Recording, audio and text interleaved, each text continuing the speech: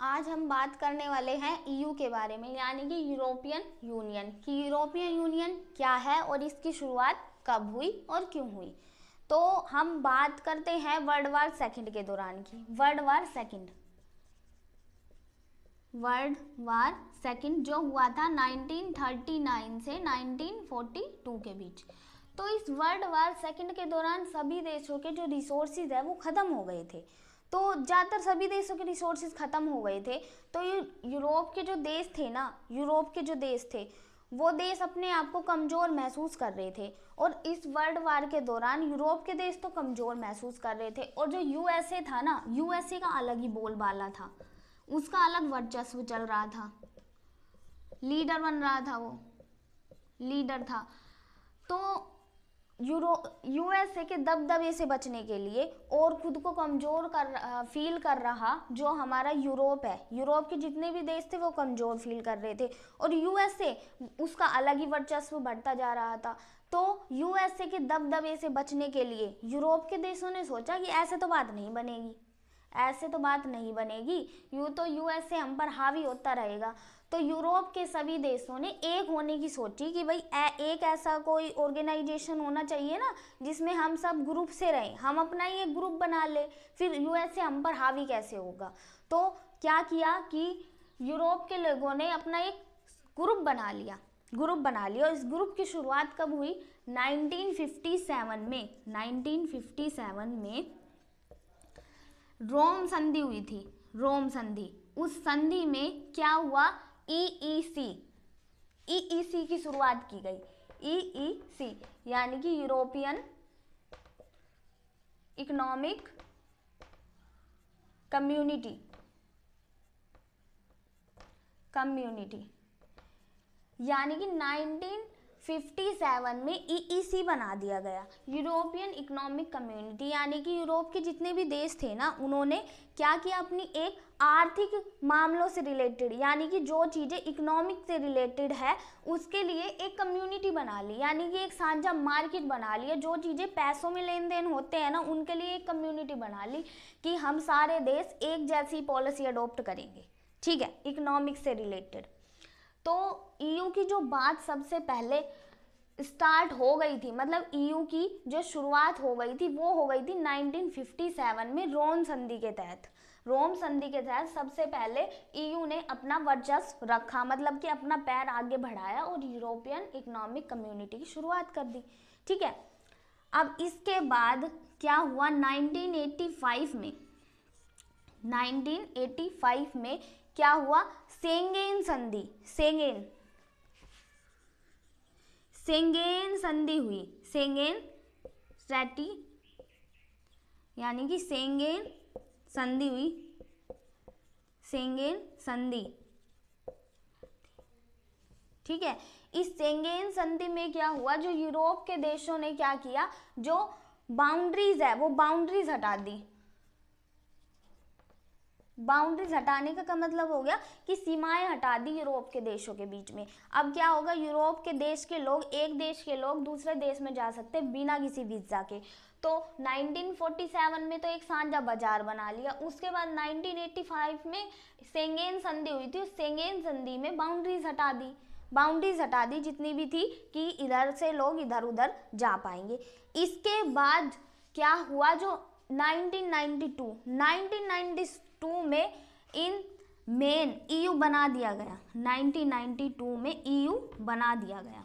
यानी कि 1957 में तो शुरुआत कर दी गई कि हम बना रहे हैं, धीरे धीरे स्टेप लेते जा रहे हैं। इसके बाद 1992 में मोस्टेस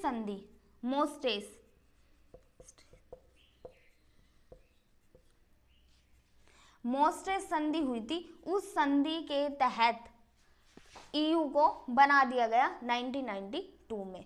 जब ईयू बनाया गया तो स्टार्टिंग में तो इसमें सिर्फ 6 कंट्रीज ही शामिल थे। कितने कंट्रीज शामिल थे? जो मोस्टेस संधि हुई जिसमें ईयू बना दिया गया, इसमें 6 कंट्रीज शामिल थे। कौन कौन थे?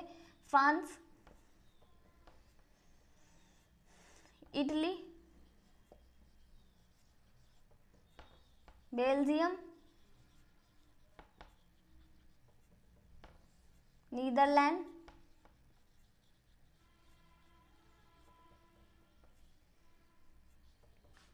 France, Italy, Belgium, Netherland, Germany और लग्जमबर्ग। क्या आ जाता है? लग्जमबर्ग। तो जो 1992 में जब EU बना, जब इसमें 6 देश शामिल हुआ करते थे, कितने? 6। कौन कौन से थे? Luxembourg, France, Italy, Belgium, Netherland और जर्मनी। लेकिन बाद में यानी कि अब प्रेजेंट में इसमें कितने देश शामिल है? प्रेजेंट में इसमें 27 देश शामिल है। कितने देश शामिल है? 27।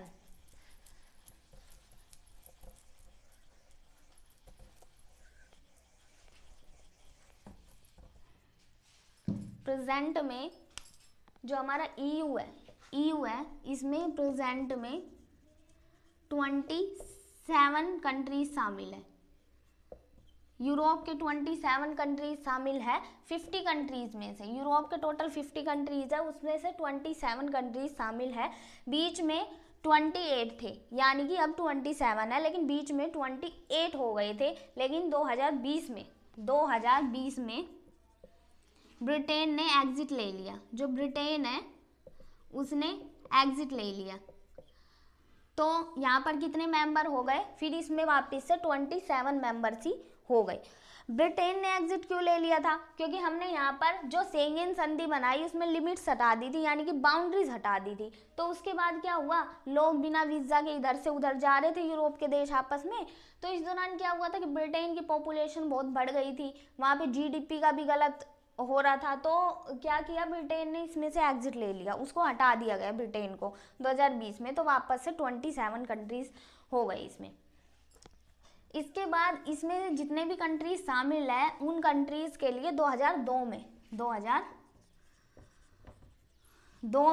एक करेंसी लिया है, कॉमन करेंसी लिया है। उसमें कॉमन करेंसी मतलब कॉमन करेंसी यूरो लिया है, यानी कि यूरोप के जितने भी देश हैं उनके लिए कॉमन करेंसी लिया है जो यूरोप के सभी देशों को रिप्रेजेंट करेगी। यूरो करेंसी लिया है। अब जो यूरो करेंसी है ना, 27 जितने मेंबर्स हैं उनमें से 19 कंट्री यूरो करेंसी यूज करते हैं। 19 कंट्रीज यूरो करेंसी यूज करते हैं। और जो ये देश यूरो करेंसी यूज करते हैं ना 19, इनको हम यूरो जोन कहते हैं। यूरो जोन, ठीक है। इन कंट्रीज को यूरो जोन कहते हैं, ठीक है। इसका जो हेडक्वार्टर है, EU का जो हेडक्वार्टर है वो कहाँ पर है? हेडक्वार्टर है इसका बेल्जियम में, ठीक है। इसका जो हेडक्वार्टर है वो है बेल्जियम के। EU जो है एक बहुत ही शक्तिशाली राज्य, सेकंड इकोनॉमी है। EU जो है वो वर्ल्ड की सेकंड लार्जेस्ट इकोनॉमी है। सेकंड लार्जेस्ट इकोनॉमी है। यूरोप के जितने भी देश हैं उन्होंने अपना एक साझा मार्केट बना लिया, अपनी साझी विदेश पॉलिसी बना ली, अपनी साझा झंडा बना लिया, अपना साझा गीत बना लिया। ये साझा बना लिया मतलब कि यूरोप के जितने भी देश हैं उनको रिप्रेजेंट करेगा सारे देशों को। उसमें झंडा भी अपना एक ही कर लिया, राष्ट्रगीत भी एक कर लिया, कॉमन पॉलिसी लिया है। तो ये जो EU है ये प्रेजेंट में वर्ल्ड की सेकंड लार्जेस्ट इकोनॉमी बन गई है। कौन सी इकोनॉमी बन गई है? Second largest economy. इसलिए EU को 2012 में शांति का नोबेल पुरस्कार भी मिला। EU को 2012 में 2012 में EU को नोबेल प्राइज मिला। नोबेल प्राइज शांति का नोबेल प्राइज भी मिला, क्योंकि इसमें जितने भी देश हैं ना वो आपस में मिलजुल कर रह रहे हैं। वो आर्थिक और सामाजिक सांस्कृतिक मेलजोल को बढ़ावा दे रहे हैं। कॉमन मार्केट रख रखा है, कॉमन झंडा रख रखा है, सारी चीजें कॉमन चल रही है और सारे देश आपस में मिलजुल कर रह रहे हैं, ठीक है। तो EU को 2012 में नोबेल प्राइज भी दे दिया गया। अब इसमें अचीवमेंट देख लेते हैं कि अचीवमेंट क्या है EU की। सबसे पहला तो यही है कि ये वर्ल्ड की सेकंड लार्जेस्ट इकोनॉमी बन चुका है। सेकंड लार्जेस्ट इकोनॉमी बन चुका है, ठीक है। और सेकंड क्या आ गया कि ईयू ने अपनी एक अलग करेंसी बना ली है यूरो। और जो यूरो करेंसी है ना, ये बहुत ही शक्तिशाली करेंसी है। कैसे? क्योंकि जो ये यूरो है ना, ये एसडीआर का भी पार्ट है। एसडीआर यानी कि जो आईएमएफ की करेंसी है, यानी कि जिसका आईएमएफ में यूज किया जाता है। जो एसडीआर था वो बास्केट ऑफ करेंसी में यूरो शामिल है।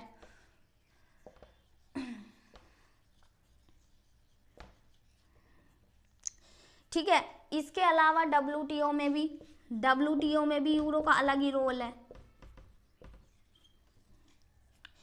तो इस तरीके से हमने क्या देखा कि ईयू ने क्या अचीव किया। ईयू आपस में, जब से ईयू बना है, ईयू के जितने भी देश है वो आपस में एक दूसरे के साथ मिलजुल कर रहते हैं, इसलिए शांति का उसको अवार्ड भी मिल चुका है, नोबेल प्राइज मिल चुका है। इसके अलावा वो सेकंड लार्जेस्ट इकोनॉमी बन चुकी है। क्या था? नोबेल प्राइज मिल चुका है। नोबेल प्राइज वो मिला था 2012 में। ठीक है, और इन्होंने अपनी एक यूरो करेंसी भी बना ली। जो यूरो करेंसी है वो बहुत ही शक्तिशाली करेंसी है। तो इस तरीके से हमने देखा कि यूरो है वो यूरोपियन यूनियन यानी कि यूरोप के देशों का एक ग्रुप है।